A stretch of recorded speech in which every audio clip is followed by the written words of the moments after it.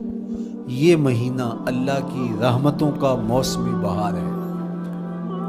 چھم چھم رحمتیں برستی ہیں، انوار اترتے ہیں، گناہگاروں کو آتش دوزخ سے نجات بخش دی جاتی ہے۔ تو اس کا استقبال کرنا، اس کے لیے انتظار کرنا، گن گن کے دن گزارنا، لمحے اور ساعتیں بسر کرتے ہوئے بار بار ماہ سیام کا ذکر کرنا، یہ اس مہینے کے ساتھ محبت کی دلیل ہے، اور اس مہینے کے ساتھ محبت اللہ سے محبت کی دلیل ہے۔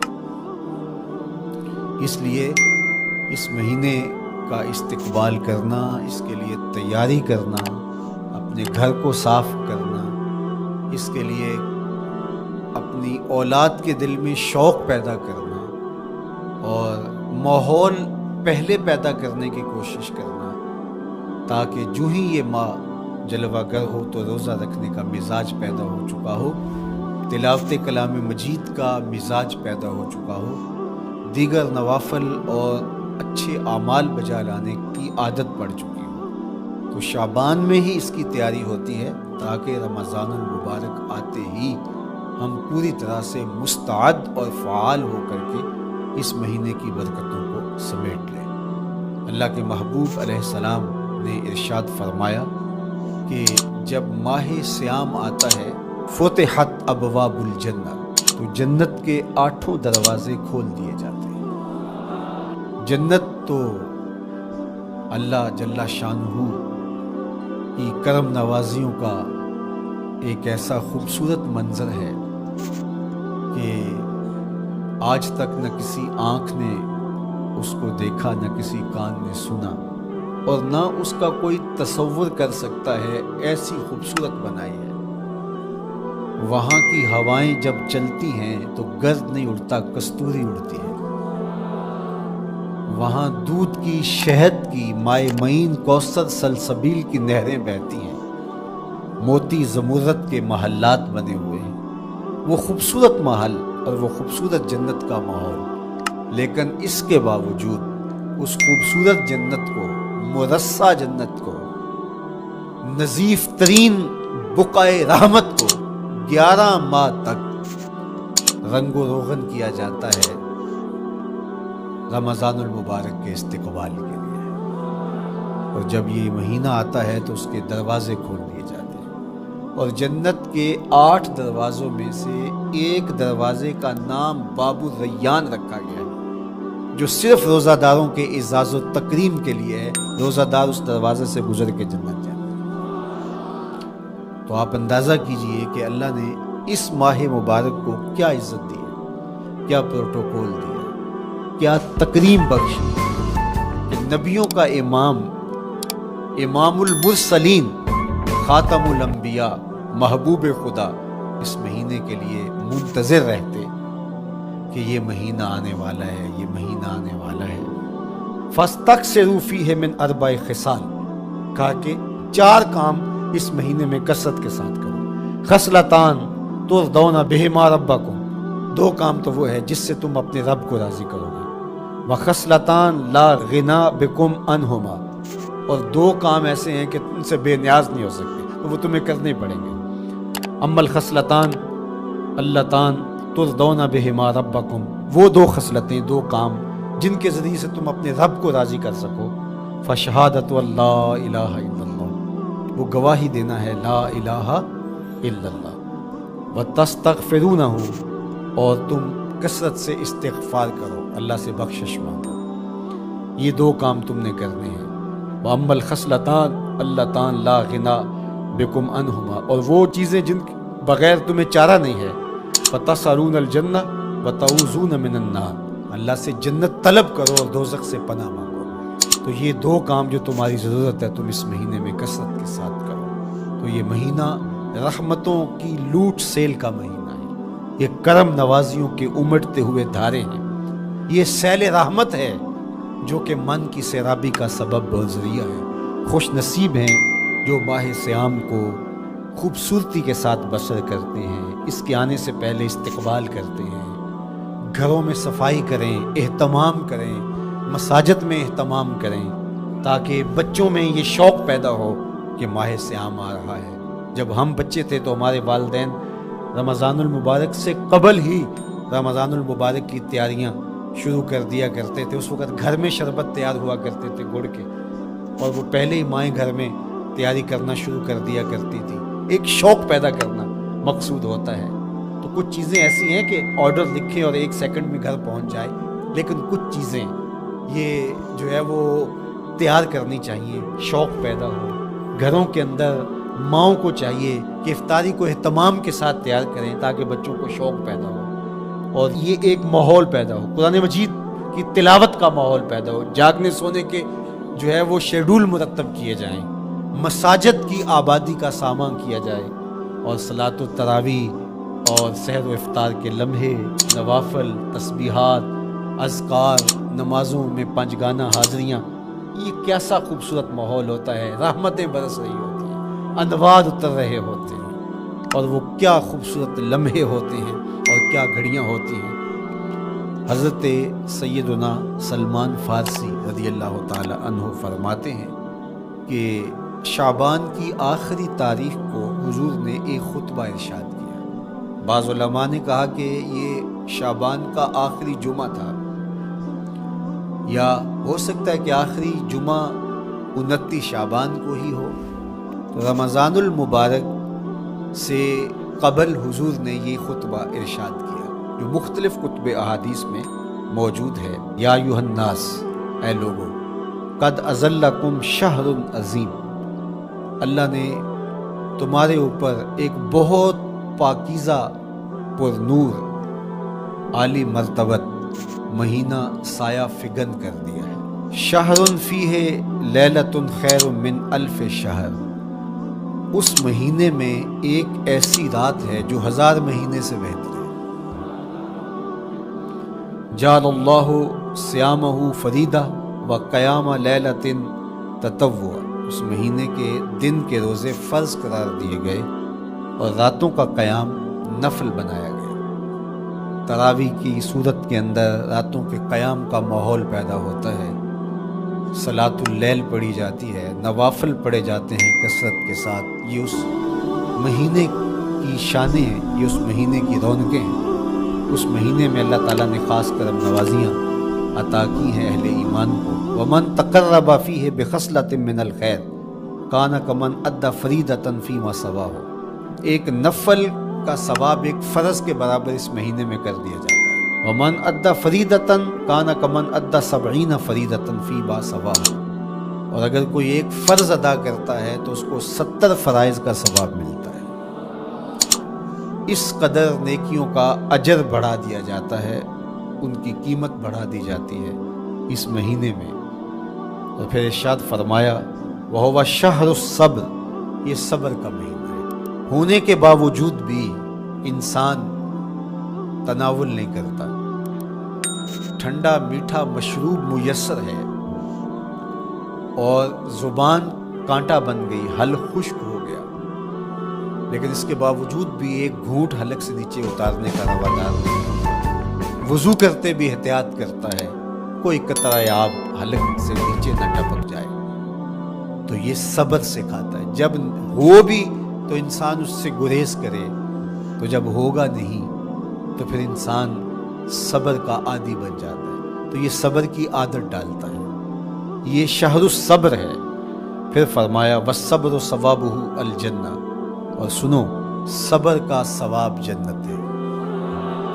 جو شخص صابر ہوتا ہے اس کا صلہ جنت کی صورت میں عطا کیا جائے گا۔ وشہر المواسات، اور یہ ہمدردی کا مہینہ ہے، باہمی پیار کا مہینہ ہے، الفتیں بانٹنے کا مہینہ ہے، نرم دلی کا مہینہ ہے، ایک دوسرے کے احساس کا مہینہ ہے۔ جب کوئی شخص بھوک اور پیاس کاٹتا ہے تو اس کو پھر محسوس ہوتا ہے، بالخصوص امراء، کہ بھوک کیا بلا ہوتی ہے، اور جو نان شبینہ کو ترستے ہیں اور جنہیں کھانا میسر نہیں آتا ان کی زندگیاں کتنی تلخ ہوتی ہیں۔ تو بھوک اور پیاس احساس پیدا کرتی ہے ان لوگوں کا کہ جو اللہ کی دی ہوئی نعمتوں سے محروم ہیں۔ تو اس لیے یہ ایک قسم کا رحم دلی کا مہینہ ہے۔ پیار بانٹنے کا مہینہ ہے، یہ الفتیں تقسیم کرنے کا مہینہ ہے۔ وَشَهْرٌ يُزَادُ فِيهِ رِزْقُ الْمُؤْمِنِ، تو یہ ایسا مبارک مہینہ ہے جس میں مومن کا رزق بڑھا دیا جاتا ہے۔ روزہ کھانا بچانے کے لیے یہ اخراجات کم کرنے کے لیے نہیں ہے، بلکہ اس میں آپ کا رزق اور بڑھ جاتا ہے۔ ایسی ایسی نعمتیں کھانے کو ان لوگوں کو بھی نصیب ہو جاتی ہیں عام دنوں میں جو ان کا مقصود نہیں ہوتی۔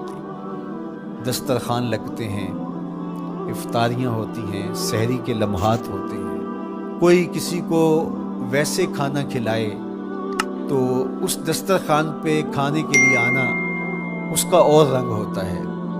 لیکن افطار کا دسترخوان جب بچھتا ہے اور لوگ جب اس کے اوپر آتے ہیں، امیر بھی آتے ہیں، غریب بھی آتے ہیں، تو اللہ کی دی ہوئی نعمتیں جو دسترخوان پہ پڑی ہوتی ہیں ان کو اٹھاتے ہیں، کام و دہن کی تسکین کا سامان کرتے ہیں، عزت نفس بھی مجروح نہیں ہوتی اور طرح طرح کی نعمتیں کھانا بھی دستیاب ہو جاتی ہیں۔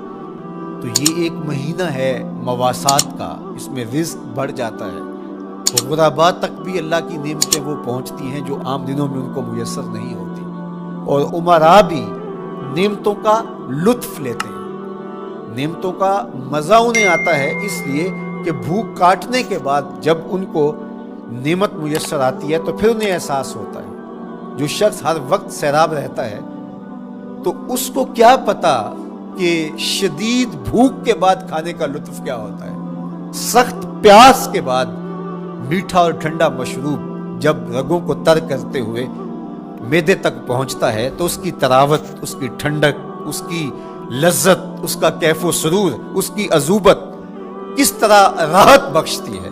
اسی لیے میرے اور آپ کے آقا و مولا نے ایک دوسرے مقام پہ ارشاد فرمایا، لِلصَّائِمِ فَرْحَتَانِ فَرْحَةٌ عِنْدَ فِطْرِهِ وَفَرْحَةٌ عِنْدَ لِقَاءِ رَبِّهِ، روزے دار کے لیے دو خوشیاں ہیں، ایک خوشی اسے تب ملتی ہے جب وہ روزہ افطار کرتا ہے، وہ لمحے مسرتوں کے ہوتے ہیں، ایک روحانی احساس ہوتا ہے، اتنا لمبا دن، اتنا سخت دن، گرمی کی شدت، مالک تیرا شکر ہے لمحہ اختتام پہنچا اور یہ اتنا لمبا دن تیرے حکم کی تعمیل کرتے ہوئے بسر ہو گیا۔ ایک تو روزہ کھولتے ہوئے وہ ایک سرشاری ہوتی ہے، وہ ایک لذت ہوتی ہے، روحانی تسکین ہوتی ہے۔ آج کل وہ افطار کے دسترخوان لگتے ہیں تو جس طرح ہمارے سارے معاملات جو ہیں وہ ملوث ہو گئے ہیں ریا سے، تصنع سے، اس طرح افطار بھی ایک فیشن کے طور پہ فروغ پا رہی ہے۔ تو اس میں امراء کو اور شخصیات کو بلایا جاتا ہے اور ایسے لوگ کثرت کے ساتھ ہوتے ہیں جن کا روزہ بھی نہیں ہوتا، تو پھر ظاہر ہے رسماً تو اتنی دیر تک وہ کچھ نہیں اٹھا سکتے جب تک اذان کی آواز نہیں آتی، افطار کے لمحے نہیں آتے۔ تو اس وقت جو روزہ دار ہوتا ہے جب وہ مشروب لے رہا ہوتا ہے، جب وہ کوئی لقمہ اتار رہا ہوتا ہے، تو اس کی جو فرحت ہوتی ہے، اور جس نے روزہ نہیں رکھا اور وہ بھی افطار کے دسترخوان پہ بیٹھا ہے، تو کیا اس کو کوئی روحانی حظ، کوئی سرور، افطار کے لمحوں کا کوئی لطف مل سکتا ہے؟ وہ بیچارہ کتنا بے چین ہوتا ہوگا کہ یہ شخص جو ہے کمزور ہے، سارا دن مزدوری کر کے آیا ہے اور اس کا بھی تو سارا دن گزر گیا بھوک اور پیاس سے، اور میں صحت مند ہوں اور سارا دن ٹھنڈے ماحول میں رہا ہوں اور مجھے توفیق نہیں ملی، تو وہ گھونٹ کتنے مشکل اس کے لیے ہوتے ہوں گے۔ اور روزہ دار کے لیے کس قدر وہ آسودہ بخش لمحے ہوتے ہیں کہ جب اس کو یہ مسرت ہو رہی ہوتی ہے کہ مالک تیرا شکر، گرم موسم، زبان کانٹا، حلق خشک، اور تو نے تکمیل تک لمحے پہنچائے اور میرا دن خیریت سے گزر گیا، تو وہ اس کے لیے ایک خوشی کا لمحہ، روحانی مسرت کی کیفیت۔ اور دوسری کہ جب وہ ٹھنڈا اور میٹھا مشروب، سارے دن کی سوکھی ہوئی زبان اور خشک حلق، اور انسان کی جو ہے وہ رگیں بھی، انتڑیاں بھی خشک ہو چکی ہوتی ہیں، تو ٹھنڈا اور میٹھا مشروب جب انسان کے معدے کی طرف بڑھ رہا ہوتا ہے، زبان بولے نہ بولے، ایک ایک رواں اللہ کی حمد بول رہا ہوتا ہے، اور تشکر انسان کے رگ و ریشہ سے ادا ہو رہا ہوتا ہے، اور اس کی کیفیت، اس کی سرشاریاں، اس کی لذتیں وہ دیکھنے کی ہوتی ہیں۔ تو کہا للصائم فرحتان، روزے دار کو تو ایک فرحت اس وقت ملتی ہے عند فطر ہی، جب وہ روزہ کھولتا ہے، روحانی فرحت بھی، جسمانی فرحت بھی۔ وفرحۃ عند لقاء رب، اور دوسری فرحت اور دوسری خوشی اسے تب ملے گی جب اس روزے کے صلے میں اللہ تعالیٰ اپنے رخ انور سے پردہ اٹھا دے گا اور روزہ دار کو اپنے دیدار کی دولت عطا کرے گا، تو وہ پھر منظر دیکھنے والا ہوگا، روزہ دار کی آنکھیں ٹھنڈی ہو جائیں گی۔ اصل افطار تو وہ ہوگی نا، اللہ اکبر، اصل تو شربت دیدار ملے گا جو روح کی پیاس بجھا دے گا، جو من کی بھوک مٹا دے گا۔ تو کہا للصائم فرحتان، فرحۃ عند فطرہ وفرحۃ عند لقاء ربہ، روزہ دار کے لیے دو خوشیاں ہیں، ایک خوشی وہ ہے جب اس کے جسم کی پیاس بجھتی ہے، اور ایک خوشی تب ملے گی جب روح کی بھوک مٹے گی، جب من کی پیاس بجھے گی، اور پھر وہ سرشاریوں کے عالم میں دیکھتا ہی چلا جائے گا، اور وہ سیراب ہی نہیں ہو پائے گا کہ میں ان دو آنکھوں سے دیکھ رہا ہوں، کاش کہ لوں لوں دے مڈ لک لک چشمہ، ایک کھولا تے ایک کجا ہوں۔ وہ اس آرزو میں ہوگا کہ میرا رواں رواں آنکھ بن جائے اور میں اس دیدار سے فیضیاب ہوتا چلا جاؤں۔ تو وہ کیا لمحے ہوں گے، وہ کیا گھڑیاں ہوں گی، وہ کیا ساعتیں ہوں گی، کوئی لفظ نہیں ہے جن لفظوں میں ان حقیقتوں کو بیان کیا جا سکے، اس لیے کہ وہ منظر ہی وراء الورا ہوگا۔ تو روزہ دار کو فرحت ملتی ہے جب وہ روزہ کھولتا ہے۔ فرمایا وشہر یزاد فیہ رزق المومن، اس میں مومن کا رزق بڑھا دیا جاتا ہے۔ ومن فطر فیہ صائما کان مغفرۃ لذنوبہ، جس نے روزہ دار کا روزہ افطار کروایا، اللہ کے محبوب فرماتے ہیں کہ ایک تو خود روزہ رکھا، اور دوسری سعادت یہ ہے کہ ماہ صیام میں روزہ دار کا روزہ افطار کروایا۔ آپ شریعت بیضاء کو بنظر عمیق مطالعہ کر کے دیکھیں، ماہ صیام میں بہت زیادہ اس بات پہ زور دیا گیا ہے کہ روزہ افطار کرواؤ۔ اپنے گھر میں بیٹھ کر کے روزہ افطار کر لینا یہ بھی سعادت مندی ہے، روزہ نصیب ہو جائے، لیکن اس بات پہ بہت زور دیا گیا ہے ماہ صیام میں کہ ایک ماحول پیدا ہو، لوگوں کو افطار کروائیں تاکہ تمام لوگوں تک اللہ تعالیٰ کی نعمتیں پہنچیں، اور لوگوں تک جو ہے وہ رمضان المبارک کی برکتیں پہنچیں۔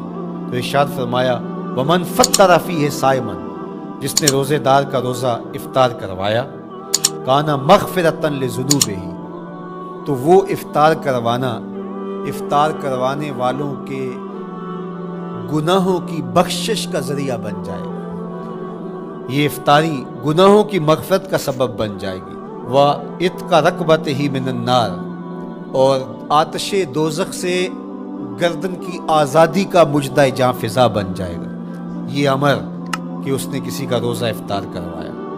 وَقَانَ لَهُ مِثْلُ أَجْرِهِ مِنْ غَيْرِ أَنْ يَنْقُصَ مِنْ أَجْرِهِ شَيْءٌ، اور روزہ افطار کروانے والے کو روزہ رکھنے والے جتنا اجر ہی دیا جائے گا، لیکن روزہ رکھنے والے کے اجر میں بھی کوئی کمی نہیں واقع ہوگی۔ جتنا اس نے سارے دن کی بھوک اور پیاس کاٹ کر کے تکلیف اٹھا کر کے روزہ رکھا، جس نے شام کو اس کو افطار کر دیا، اتنا ہی ثواب اس کو عطا کر دیا جائے گا، اس کا اجر کم کیے بغیر۔ اللہ اکبر، یہ امت کے لیے اللہ نے کیا پیکج دیا ہے، کیا کرم نوازیاں ہیں اس امت کے لیے۔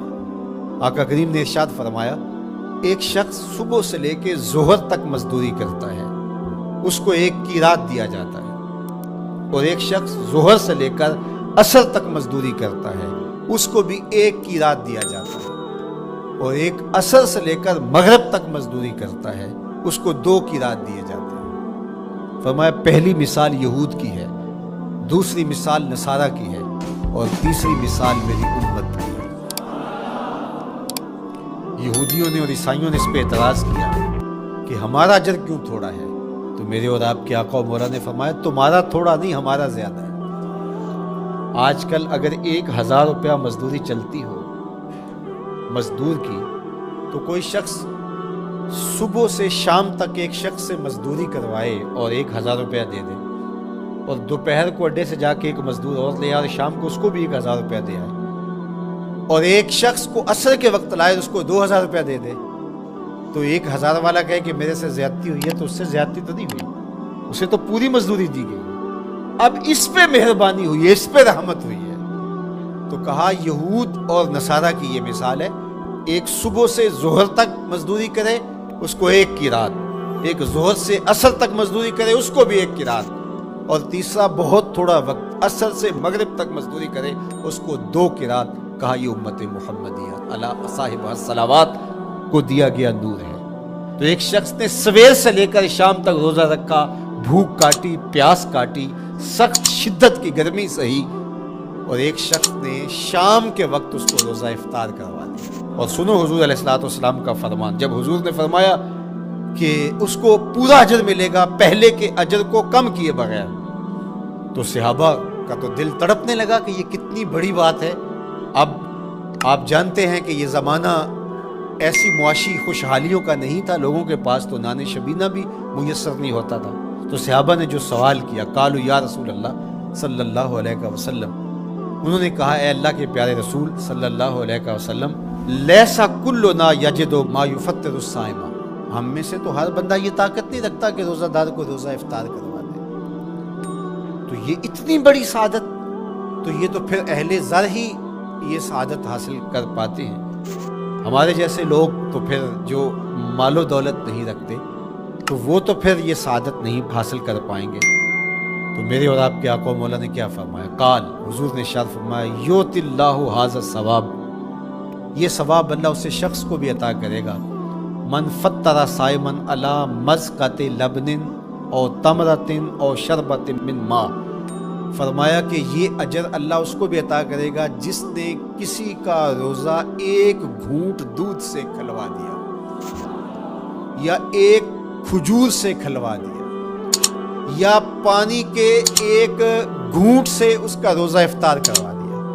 لازمی نہیں ہے کہ دسترخوان سجا ہو، انواع اقسام کے کھانے پڑے ہوں اور وہ افطاری ہی افطاری قرار پائے گی۔ جس نے کسی کو وہاں باہر ٹوٹیوں سے پانی کا گلاس بھر کے، کٹورا بھر کے سادہ پانی بھی پیش کر دیا تو اس کو بھی ثواب مل جائے گا۔ کتنا ثواب ملے گا؟ پورا روزہ رکھنے کا ثواب اس کو ملے گا۔ کتنی رحمتوں کی لوٹ سیل لگی ہے، کوئی ایسے بھی بانٹتا ہے، کوئی ایسے بھی کرم نوازیاں ہوتی ہیں، لیکن میرے رب کے خزانے کتنے کھلے ہیں۔ میں نے مدینہ المنورہ میں ایک شخص کو دیکھا کہ وہ روزے کے وقت وہاں سے ہی گلاس لیتا اور زمزم سے بھرتا اور روزہ داروں کے آگے رکھتا چلا جاتا، اور روزانہ اس کا یہ عمل ہوتا، نماز عصر کے بعد شروع ہوتا، جتنی اس کی پہنچ ہوتی ہر ایک کے آگے رکھتا چلا جاتا، پانی بھی وہاں سے لیا، گلاس بھی وہاں سے لیا۔